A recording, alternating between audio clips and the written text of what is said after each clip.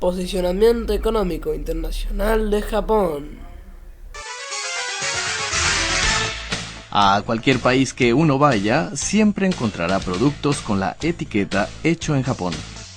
Durante décadas, esa ha sido garantía de alta calidad. Pero, ¿cómo ha llegado Japón a ser una potencia económica, siendo una pequeña nación insular oriental de escasos recursos?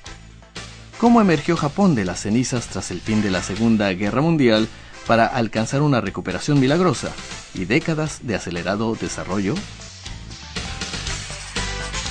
El milagro económico de Japón se basó en múltiples factores, como la producción en serie, el consumo masivo y la original gestión empresarial al estilo japonés.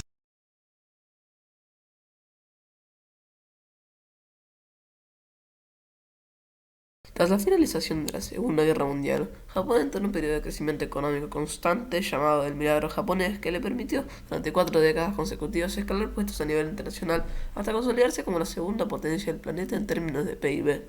Si bien este crecimiento se volvió más moderado con la llegada del siglo XXI, la región asiática mantiene un claro liderazgo a nivel económico, renta per cápita, social y cultural. La crisis del Japón. At the end of 2012, Japan's central government was 997 trillion yen in debt. In order to understand why, let's look at how the government accumulates debt in the first place. Each year, the government receives money from households and corporations in the form of taxes and other revenues. It then spends that money in the economy on public services and other commitments. If the government wants to spend more money than its revenues, it has to borrow the difference. It does this by issuing debt securities, IOUs. Investors buy them, the government gets the money it needs, and investors receive interest. But when the outstanding debt gets too large, investors start to worry that they won't get their money back. This is where the central bank comes in, that it prints money until interest rates hit its target. Satisfied that their investments are safe, investors keep buying government IOUs, which means that the government gets to keep spending more than it earns. Sounds great, right? Well, there's a catch. Over time, continual interest rate suppression and money printing sets up an inescapable trap.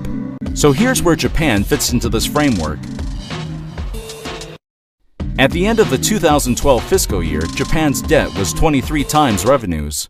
So it all comes down to this. Can the government keep its debt cost from rising to 4%? Well, in order to answer this question, it's important to distinguish between Japanese investors and foreign investors. Let's start with Japanese investors.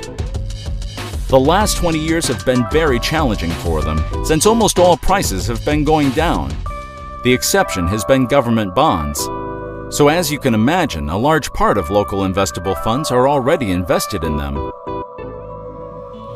This means that new investable funds would have to buy the government's new bonds.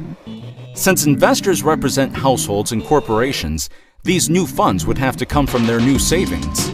The problem is that new savings are declining. The population is aging, so households are more likely to draw down upon savings than create them. And the balance of trade is deteriorating, making it difficult for corporations to generate profits. Basically, the new savings of households and corporations are less than what the government needs to borrow. So the only option is for foreign investors to get involved. But they're used to receiving higher rates of return. So as external investors fund more and more of the government's deficit, the average debt cost may well rise to the critical level of 4%. But it gets worse. The Bank of Japan recently started targeting 2% inflation. The problem with this is that Japanese investors had come to view falling consumer prices, deflation, as real return.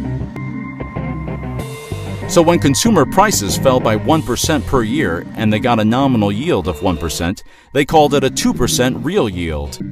But the Bank of Japan's new policy is going to flip the polarity of this calculation. So even to get back to where they were, investors will have to charge the government a nominal rate of 4%. Combine this with Japan's increasing reliance on external capital, and you can see just how easily the average debt cost could breach the critical level of 4%. And once that happens, it's game over.